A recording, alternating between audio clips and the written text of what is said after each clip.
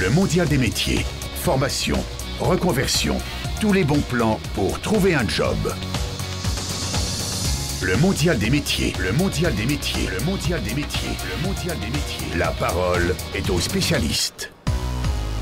Sur ce studio de radio du Mondial des métiers, 17e édition en 2013, on interviewe les personnes qui exposent sur ce mondial, mais aussi ceux qui viennent, comme c'est le cas maintenant, apporter leur témoignage, leur métier, leur quotidien, pour vous donner des informations sur ce qu'est la vie active et ce que représente aussi l'engagement. Parce que là, on parle d'engagement, on parle d'une personne qui travaille au sein d'une association caritative, comment on conjugue avec des bénévoles, quels sont les métiers que l'on retrouve dans cette association qui porte le nom Foyer Notre-Dame des Sans-Abri.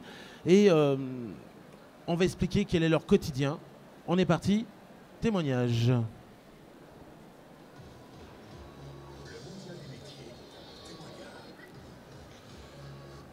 Sébastien Gutt, bonjour. Bonjour. Alors, merci d'accepter de jouer le jeu, de venir ici sur l'espace studio du Mondial des métiers. Vous êtes responsable communication du Foyer Notre-Dame des Sans-Abri. Vous allez nous expliquer quelle est votre fonction. Vous allez nous parler un petit peu de cette association. Vous allez aussi pouvoir nous dire tout ce que, au quotidien, cela implique comme engagement et comme responsabilité. Et nous avons, pour vous interroger, Patricia Ferrand. Bonjour Patricia. Bonjour Frédéric. Alors, on vous laisse la parole. Bonjour Sébastien Gutt. Alors, quel est le but de cette association?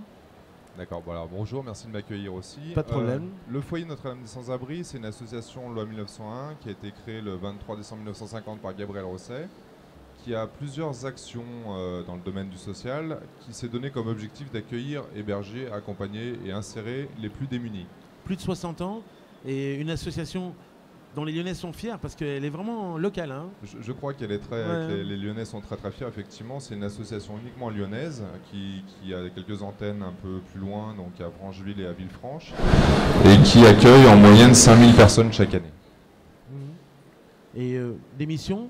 Alors, les missions, en fait, le terme accueillir, héberger, accompagner et insérer, on les a déclinés sur 7 grandes familles d'activités qui sont le premier métier que l'association a fait, c'est-à-dire l'hébergement d'urgence des plus démunis, les accueils de jour, l'hébergement d'insertion, tout ce qui touche à l'accompagnement social, puisque c'est une activité qui est un peu transversale sur l'ensemble des activités, et puis, bien entendu, la santé, puisque la santé, c'est aussi primordial pour les sans-abri. Et puis on a une dernière activité qui est un peu spécifique, qu'on appelle les activités solidaires, c'est l'activité des bric-à-brac. C'est un peu des magasins comme Emmaüs qui vont permettre de proposer à tous ceux qui le désirent des produits qu'on a triés, remis en état et qu'on va revendre au profit de l'association. J'ai eu l'occasion de venir vous voir sur le site qui se trouve rue Père Chevrier, et j'étais assez étonné des installations, des infrastructures qui se trouvent sur place. Hein. C'est quand même assez considérable. Hein. Ah bah c'est vrai que maintenant on est un peu loin des années 50 où on avait créé des premiers dortoirs de 90, 100 lits. Là aujourd'hui on essaie d'avoir quand même un accueil digne, même si c'est un accueil inconditionnel et théoriquement pour une courte durée. Aujourd'hui on essaie d'avoir des infrastructures complètes qui permettent d'accueillir dans de bonnes conditions les personnes sans abri, tout simplement pour leur permettre de se réinsérer dans la vie. Et on ne se réinsère pas dans un grand dortoir. Il faut vraiment prendre le temps de poser un peu tout ce qu'on peut faire pour permettre à ces personnes de se réinsérer. Vous servez de nombreux repas par jour en moyenne? Vous servez combien de repas? Alors, sur l'ensemble des structures, on accueille à peu près 1000 personnes chaque jour. Donc ça représente autant de repas fabriqués. Sur l'an passé, je crois qu'on est à peu près monté à 311 000 repas qui ont été servis auprès des plus démunis. C'est énorme, hein? C'est énorme. C'est vrai que chaque année, ça augmente malheureusement. La précarité n'est pas stable, elle augmente chaque jour, on l'aperçoit au niveau du 115 notamment, parce qu'on gère le dispositif de veille sociale téléphonique pour le département. Chaque jour, on a entre 700 et 800 personnes qui souhaiteraient avoir une place dans un centre d'hébergement d'urgence, à qui malheureusement pas toujours donné une solution positive, mais voilà. Donc c'est vrai qu'il y a beaucoup de personnes, il faut qu'on s'en occupe et c'est pas toujours très simple. Alors, d'où proviennent, on va dire, les denrées alimentaires que vous servez parce que on se dit tiens, il sert 1000 repas par jour, c'est une association caritative, de par le fait vous n'avez pas beaucoup d'argent, vous devez avoir des partenaires, peut-être aussi des généreux mécènes et sponsors. Alors évidemment, c'est vrai qu'on a l'avantage au foyer d'avoir une cuisine centrale donc, qui va faire ces 1000 repas chaque jour. Et on est bien sûr un des partenaires privilégiés de la Banque alimentaire du Rhône qui, elle, nous fournit toutes les denrées qui nous permettent de cuisiner tous ces repas.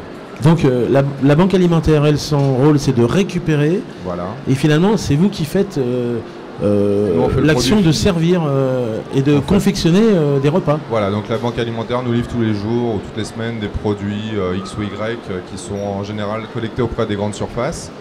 Et puis ces produits-là, on va les transformer, on va faire des repas. Je pense que si vous venez un jour manger au foyer, vous serez content de manger parce que c'est relativement bon.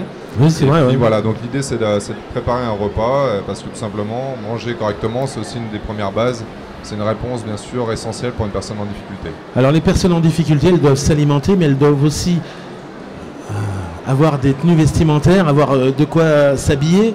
Et là, je me suis laissé dire qu'il y avait un nombre important de dons qui étaient faits et puis toute une organisation derrière. Parlez-nous de chiffres, ça peut être important à signaler aux auditeurs. C'est vrai que depuis le début de la création de l'association, tous les Lyonnais, tout le monde a pris l'habitude de venir apporter des vêtements, des chaussures, du meuble, des mobiliers qui permettent tout simplement de fournir aux personnes en difficulté de quoi se vêtir. C'est une des premières, je dirais que c'est une des premières bases pour être digne, pour ressembler un peu finalement à tout le monde, c'est d'avoir des vêtements propres, en bon état. Et donc chaque jour on trie 5 à 6 tonnes de vêtements. 5 à 6 tonnes 5 à 6 tonnes de vêtements, donc c'est dans des ateliers chantiers d'insertion. Et ça nous permet tout simplement de fournir donc, des vestiaires et puis aussi de les vendre dans nos magasins, de vendre des produits qui nous permettent tout simplement de financer nos actions sociales. Alors tout cela, ça suppose une équipe, on va dire, hors pair. Parce que trier 5 tonnes de vêtements, je pense que tout seul, Sébastien Gut n'y arrivera pas. Non, donc, alors, quels sont les différents métiers que l'on retrouve au sein du foyer? Alors, il y a beaucoup de métiers dans tous les services de l'association. En fait, on est à peu près à 290 personnes salariées au niveau de l'association, dont la moitié en insertion, et 1500 bénévoles. Donc, c'est quand même une belle. Il y a quand même beaucoup d'engagement autour de ces personnes démunies. Alors les métiers, on va les retrouver un peu dans tous les secteurs, notamment au niveau du social. Alors j'ai fait une petite note. Oui, allez-y. C'est pas facile de se rappeler de tout. Mais c'est vrai que dans les métiers du social, on retrouve beaucoup d'éducateurs spécialisés ou d'assistantes sociales ou des conseillers en économie sociale et familiale. Dans la santé aussi, on trouve du monde, parce que tout simplement, il faut pouvoir faire les suivis de traitement journaliers et puis permettre à ces personnes de s'en sortir au niveau de la santé. Donc on a des aides-soignants, des infirmiers. Au niveau de l'insertion, donc on parlait tout à l'heure des ateliers d'insertion. On a des moniteurs techniques qui vont apprendre à ces personnes qui sont dans un processus d'insertion par l'activité économique, les métiers de tri pour trier les textiles, pour collecter les meubles, pour les transporter dans les différents magasins, ou alors tout simplement pour aider à la préparation des repas. La cuisine, c'est aussi un atelier d'insertion, donc on a un moniteur technique qui va apprendre comment faire pour faire cuire une soupe par exemple. Je ne sais pas pourquoi je dis ça. Peut-être parce qu'il y a une suite à cette émission. Suite, oui, évidemment. On a aussi également des personnes qui travaillent sur les métiers de l'insertion professionnelle, donc qui vont être chargées de l'insertion professionnelle, qui vont permettre d'accompagner les personnes dans leur démarche d'emploi. Bien sûr, tout ça, ça nécessite une partie administrative assez forte. Donc on a des comptables, on a des secrétaires, on a un directeur, on a beaucoup de personnes qui tournent autour de ça pour tout simplement accueillir près de 5000 personnes chaque année différentes. Voilà, bien sûr, après dans l'insertion, on a plusieurs niveaux. On travaille beaucoup avec Pôle emploi pour accueillir des personnes dans un cadre de contrat unique d'insertion sur une durée de 6 mois, grosso modo. Ça permet de faire un tremplin vers l'avenir. Donc on retrouve aussi, pareil, les métiers de cuisine, les métiers de maintenance, d'agent d'entretien, d'agent de tri, de collecteur, de ripper, etc. Donc c'est vrai que c'est assez vaste. On touche un petit peu à tout au niveau du social. C'est quand même principalement notre cœur de métier. Mais après, il y a beaucoup de parties un peu annexes. Alors, toutes ces personnes qui s'activent, tous ces métiers qu'on est en train de citer, ça suppose aussi d'avoir des personnes formées, parce qu'il faut aussi quand même apporter un service qui est très très proche du professionnel, voire professionnel. Ah bien sûr, c'est évident. De toute façon, on ne peut pas se permettre n'importe quoi avec des personnes en difficulté. Donc tout ce qui touche au social sont vraiment des personnes formées, qui sortent de l'école, qui ont parfois des années d'expérience, et qui vont pouvoir nous permettre d'accueillir toutes les personnes qui en ont besoin. Alors, il y avait les salariés, il y a aussi les bénévoles. Comment on conjugue ensemble entre salariés et bénévoles? Comment on articule le travail tous ensemble? Alors ça, c'est une volonté qui est née dès les débuts de l'association. Le fondateur, qui s'appelait Gabriel Rossette, est professeur de français et avait déjà embarqué avec lui pas mal de professeurs. Et puis au fur et à mesure du temps, l'association a grandi. Et au bout d'un moment, il s'est retrouvé que uniquement des bénévoles, ça ne pouvait plus tenir. Donc on a commencé à embaucher des salariés de plus en plus. Maintenant, la volonté quand même de l'association, c'est de pouvoir de pouvoir compléter les deux vocations qui sont celles du bénévole et du salarié. Il y a toujours un tandem dans toutes les associations, dans toutes les structures du foyer, toujours un tandem bénévole-salarié. Alors c'est pas toujours simple, Non. mais c'est extraordinaire. Moi, au niveau de la communication, c'est génial parce que j'ai beaucoup de chefs d'entreprise, des personnes qui travaillent dans la communication, qui viennent m'aider, qui m'accompagnent un peu au quotidien. Des personnes qui sont passées à la retraite Il y en a et qui ont sont à un peu la plus de retraite, temps. Des étudiants, des personnes qui sont en situation un peu de chômage, qui chargent du travail. Donc ça leur permet de continuer à travailler un peu dans ces mêmes domaines. Et puis en même temps, d'allonger un peu son CV et puis en même temps d'aider. D'aider les plus démunis. Donc c'est un double échange qui est extraordinaire. Vous parlez de bénévoles, ça inspire une question à Patricia. Oui, donc vous avez de nombreux besoins. Quels sont-ils et qu'attendez-vous des personnes généreuses? Les personnes généreuses, c'est vrai qu'on a énormément de besoins. Oui, il faut être généreux, c'est une des premières choses. Bien sûr. On a un budget annuel de 15 millions d'euros, la moitié est en relevant de subventions. Et l'autre moitié, c'est grâce à l'activité des magasins, des bric-à-brac, c'est grâce à des dons, des legs, des mécènes qui vont nous offrir des arbres de la solidarité ou d'autres manifestations. Là, le week-end prochain, on aura 800 quêteurs qui seront dans la rue de Lyon, dans les rues des départements du Rhône, avec des troncs et des écharpes aux couleurs du foyer, pour tout simplement solliciter la générosité. Ça, on a l'impression que ça fonctionne plus vraiment parce que les gens sont tellement sollicités qu'ils ne donnent plus. Est-ce que vous avez une réponse différente à apporter? Alors, c'est vrai, mais en même temps, c'est aussi une présence dans la rue, c'est aussi un échange. C'est une richesse aussi de pouvoir parler tout simplement des actions du foyer. On recherche chaque année 200 à 300 nouveaux bénévoles, parce qu'il y a des bénévoles qui étaient jeunes, par exemple des étudiants qui vont avoir fini leurs études sur Lyon, qui vont déménager. Il y a des personnes qui s'occupent des petits-enfants. Il y a beaucoup sur les 1500 bénévoles, il faut qu'on recrute chaque année 300 bénévoles. Et faire des quêtes, c'est une bonne méthode pour aller rencontrer des personnes et finalement leur dire on a besoin de vous, venez nous rejoindre. Tout à fait, puis rappeler tout simplement à un instant T qu'il y a des personnes en difficulté qu'on croise tous les jours en bas de chez soi, qui sont camisément peut-être parfois devenus un peu du mobilier urbain, qui dorment sur un banc, qui dorment dans une cave. C'est rappeler aussi que ces personnes-là existent. Ouvrir parfois peut-être l'œil de certains sur justement les besoins qu'ils ont et puis rappeler aussi qu'on a besoin d'eux pour les accompagner, ces personnes en difficulté. Ça fait partie de votre travail, responsable communication, apporter toujours de l'image positive du foyer?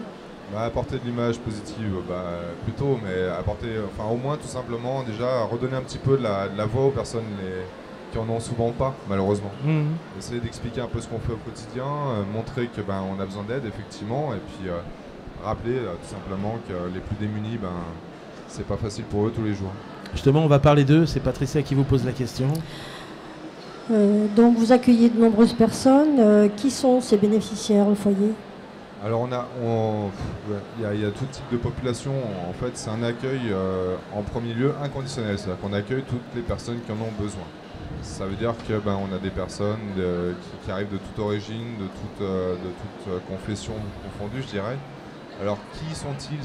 C'est pas toujours facile à définir parce qu'il y a énormément de possibilités. Il y a des personnes qui viennent d'arriver en France, qui n'ont pas forcément de lien, de tissu social qui leur permettrait d'être bien. On a des personnes qui ont des gros problèmes de souffrance psychique voire psychiatrique, qui vont se retrouver à la rue. On accueille un peu tout le monde finalement, toutes celles qui n'ont pas de solution, qui n'ont pas de lieu pour dormir. Concrètement, c'est ça. Il y a aussi des personnes qui ont besoin d'une solution temporaire, le temps de se remettre. L'idée, quand on a une personne qui arrive au foyer, les usagers de nos structures, on les appelle pas usagers parce que c'est pas très joli, on les appelle plutôt les passagers, ils sont là de passage. D'accord. C'est que je parle souvent du foyer comme étant le trottoir. On a la rue, on a le logement, et entre les deux, il y a le trottoir. Ça, le foyer, c'est un peu ça, c'est un levier qui nous permettra d'accéder au logement plus tard et d'avoir une vie un peu comme tout le monde. Si les personnes écoutent cette émission et sont dans le besoin, se disent tiens, parce que c'est pas facile de franchir le pas, d'aller vous rencontrer pour avoir l'idée d'avoir une aide, un accompagnement, quelles sont les démarches qu'ils doivent faire pour venir avoir une assistance de votre part? Alors c'est vrai que la France est quand même un beau pays à ce niveau-là, au niveau du social. C'est qu'il y a beaucoup de filets de sécurité pour ces personnes en difficulté. Il y a beaucoup d'associations ou même d'entités nationales. Au niveau des mairies, on a souvent des CCAS, il y a des maisons du Rhône, il y a beaucoup de choses qui existent. Et puis souvent, on a des personnes qui ont des difficultés à aller se rendre dans ces organisations. Et l'avantage, nous, par exemple, c'est qu'on a des accueils de jour. Les accueils de jour, c'est un peu une structure qui va permettre d'accueillir en journée des publics qui n'auraient pas l'idée d'aller se rendre dans ces lieux-là, qui vont rencontrer des bénévoles, des salariés, qui vont pouvoir entamer des démarches d'insertion, au moins leur permettre de ne pas tomber un peu plus bas, leur permettre de se stabiliser dans les rangs. C'est déjà pas facile. Alors, pour terminer sur l'aspect mondial des métiers, quels conseils on pourrait donner aux jeunes qui auraient envie de se dire tiens, j'aimerais bien donner de mon temps et même en même temps être salarié, mais ça suppose aussi beaucoup d'engagement personnel. Quels conseils on peut leur donner? Tout simplement, je sais que le foyer au niveau des salariés, c'est une très très belle école parce qu'en fait on accueille, au niveau du social notamment, c'est vrai que on ouvre un champ très très large au niveau du social. On accueille des publics qui sont vraiment parfois très déstructurés ou des personnes qui ont juste à l'instant T un besoin spécifique d'accompagnement. Mais je crois que le plus simple, c'est souvent de regarder un peu les offres d'emploi ou puis tout simplement de venir faire du bénévolat. On peut venir faire du bénévolat le soir de 18h40 à 20h40 au centre Gabriel Rosset, par exemple, dans le 7e. Ça permet de mettre le pied à l'intérieur de la structure, mettre le pied, de voir un peu comment ça se passe, et puis voir aussi si ça nous plaît. C'est vrai que c'est pas toujours facile d'aller à la rencontre des personnes en difficulté. Oui. C'est un métier aussi qui demande aussi un certain recul sur soi aussi, c'est pas toujours simple. Et puis en même temps, ça permet de découvrir d'autres personnalités, d'autres personnes. Et finalement, on s'aperçoit que ces échanges avec les personnes sans abri, c'est très riche parce qu'elles ont beaucoup à apporter. Nous, on a aussi à leur apporter. Et ne serait-ce que parler avec eux, faire un peu ce qu'on est en train de faire là, échanger, et c'est les relever aussi quelque part. Voilà. Alors, pour faire connaître le foyer Notre-Dame des Sans-Abri, vous êtes amené à faire toutes sortes de manifestations et à participer à beaucoup d'événements. Le 21 février prochain, il va se passer, on y arrive, hein, vous parliez de soupe tout à l'heure, j'ai bien compris où vous vouliez en venir, avec Patricia et avec Fabrice Bonneau, le chef un peu VIP de Lyon, on a imaginé servir une soupe sur le principe de la soupe populaire sur une place, la place de la République. On est en partenariat avec la ville du 2e arrondissement, la mairie du 2e arrondissement. Le maire a tout de suite dit oui et il a suggéré tout de suite pourquoi le foyer Notre-Dame des Sans-Abri ne serait pas le bénéficiaire, parce que le principe c'est d'acheter un bol et une soupe et de redonner les bénéfices à une association caritative. Et vous avez accepté tout de suite l'idée et on a finalement eu un interlocuteur et toute une équipe qui se sont vraiment démenés pour que ce rendez-vous soit vraiment au top à l'instant T quand il sera là, quoi. Il le sera au top. Pour l'instant on est les 8, hein, donc on est dans le show. Hein. L'idée est géniale, c'est tout simplement revisiter un peu la soupe populaire telle qu'elle existe pour des personnes plutôt bien portantes cette fois-ci, avec un ensemble d'animations, de très belles animations. Je crois qu'il y a vraiment un bon programme qui sera organisé. Il y a un joli programme et beaucoup de gens qui ont du cœur et qui viennent apporter de leur temps. Voilà. Et là aussi, il y a un engagement personnel et une vraie volonté d'aider les gens qui sont, au final, les vrais bénéficiaires, les nécessiteux, quoi. On est d'accord. Voilà, c'est ça. Et puis avec un beau parrain cette année, c'est Michael Jones. Michael Jones, donc voilà. Et puis toute une équipe, il y a Célic, je crois, il y a beaucoup de personnes qui vont nous aider. Et puis c'est vrai que les bénévoles du foyer, ça leur fait chaud au cœur finalement de s'apercevoir qu'on pense un petit peu à eux aussi, et c'est une reconnaissance aussi de leur action, d'être à un moment donné sur la place publique et puis d'exprimer tout simplement ce qu'ils font et puis tout simplement de participer à ce bel événement. Voilà, je crois que c'est... Est-ce que le responsable de communication a fait son travail? Est-ce qu'il en a parlé au sein du foyer? Je crois bien, oui. Et quel est le retour de tous ceux qui sont sur place là-bas? Tout le monde est super content, on a hâte de vendre nos soupes. Bien sûr, et on a hâte d'y être. Voilà. Non, la neige c'est maintenant, donc ça veut dire que dans 15 jours il n'y en a pas. Donc on est bon. On a commandé le beau temps, Sébastien, il faut le savoir. Sinon, en tout cas, nous, en tant qu'organisateur de cet événement, on est très fiers d'être avec vous et de vous avoir comme partenaire, parce qu'on a vraiment trouvé une oreille attentive et vraiment des personnes qui se sont démenées pour apporter tout le savoir-faire et toute la compétence nécessaire pour arriver jusqu'à cet événement et qu'il soit magnifique. Mais on va faire quelque chose de magnifique, vous le savez. Je crois. Vous en êtes consciente, ma petite Patricia? Merci. Au revoir et puis longue vie au foyer Notre-Dame des Sans-Abri. Si on veut aider le foyer, il existe peut-être une solution de don? Voilà, tout simplement, vous allez sur le site du foyer, c'est fndsa.org. Il y a tout est expliqué, il y a des réunions régulières d'information pour les bénévoles tous les mercredis, donc il y a beaucoup de choses comme ça, donc c'est très facile. N'hésitez pas, la porte est ouverte.